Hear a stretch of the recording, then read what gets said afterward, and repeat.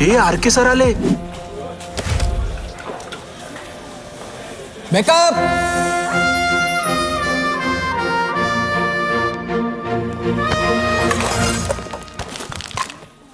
Excuse me. मेकअपचं सामानच आहे ना फक्त? सामान मेकअपचंच आहे, पण फक्त नाही. हेच सामान माणसाला कलाकार, कलाकाराला स्टार आणि स्टारला सुपरस्टार बनवतं. हा आता अहंकारी माणसाला त्याचं भान नसतं, पण जाणते कलाकार याच सामानाला मान देतात. आणि हे तू सांगणार आरकेला? Let's watch it now.